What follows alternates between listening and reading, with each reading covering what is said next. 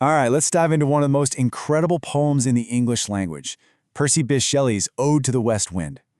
For this explainer, we're going to zoom in on just the very first stanza, because in just a few lines, Shelley introduces this force of nature that's both a terrifying destroyer and a gentle preserver. Shelley wastes absolutely no time. Right from the get-go, he's speaking directly to the wind. He calls it wild, the actual breath of autumn. So you know right away, this isn't just about the weather. He's treating the wind like it's alive, like it's this powerful breathing entity. So why is he talking to the wind? Well, the clue is right there in the title. This poem is an ode. And an ode is basically a poem where the poet picks a subject, could be anything, and speaks right to it.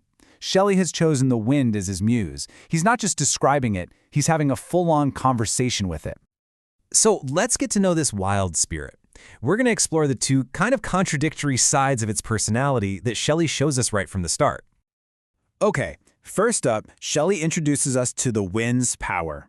And let me tell you, it is not gentle. This is the raw, fierce, totally destructive side of nature. The very first thing we see the wind do is an act of violence. It doesn't just blow the leaves, it drives them, like it's forcing them away. And notice the wording. They're not just autumn leaves, they are leaves dead. He immediately connects the wind to death and decay. And the imagery here, wow. This isn't just a storm, it's something supernatural. Shelley compares the leaves to ghosts from an enchanter's fleeing. It gives the wind this magical, almost terrifying power. You get the sense of this chaotic, uncontrollable force. Then Shelley paints this picture for us with color. But these are not the beautiful, cozy colors of autumn you might be thinking of. Black, pale, hectic red. These are the colors of sickness, of disease, of a fever. It's like the whole forest is sick, and the wind is spreading that illness. And then he really hammers it home. He compares the dead leaves to pestilence-stricken multitudes. I mean, that's an entire population just wiped out by a plague. It's a devastating image that really cements the wind's role as this powerful, indiscriminate destroyer. So, just to recap this side of the wind, we've got dead leaves, fleeing ghosts, sick-looking colors, and crowds killed by disease. Everything is pointing to the wind as this force of death. But that's only half the story. Just when you think you've got this wind figured out, Shelley does a complete 180. He reveals that this terrifying force has a secret, a totally different job that's just as important as all that destruction. Just listen to the change in the language. The wind doesn't drive the seeds like it did the leaves. No, it chariots them. A chariot, that's a vehicle for royalty, for gods. The wind is suddenly this noble, careful guide carrying these precious seeds to a safe place for the winter. Now this is so cool. Shelley uses that death imagery again, comparing the buried seed to a corpse within its grave. But here, the meaning is completely flipped.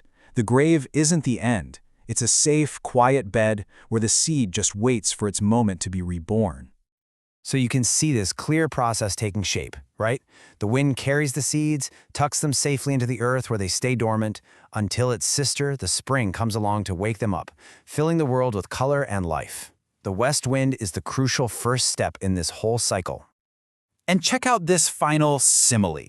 The new life is described as sweet buds being driven like flocks to feed in air. Now think about that. Compare it to the ghosts fleeing from before. We've gone from an image of total terror and chaos to one of peace, of gentle sheep feeding. It's an incredible contrast.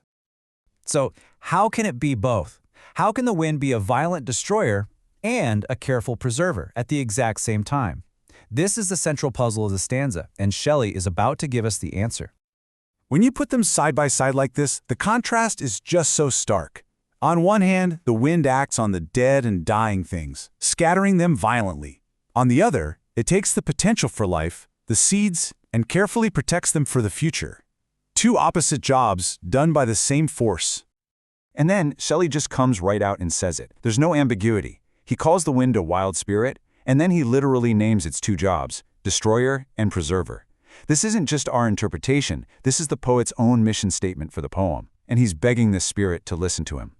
And here it is, the solution to the puzzle. These two roles, they aren't in conflict at all. They're two sides of the same coin. You simply can't have one without the other. The destruction is actually necessary for the preservation and the new life that follows. I mean, it's a beautiful, perfectly logical cycle when you think about it. You have to clear away the old, the dead, the decayed to make room for the new. The wind's destructive work on the leaves is exactly what makes its work with the seeds possible. It's all one big, incredible, natural process. And this leaves us with a really powerful final thought. Shelley's talking about a cycle in nature, sure, but this idea that something old has to be cleared away for something new to grow, that's a universal theme. So the question for you is, where else, in nature, in society, or maybe even in our own lives, do we see that destruction is a necessary and maybe even a beautiful part of creation?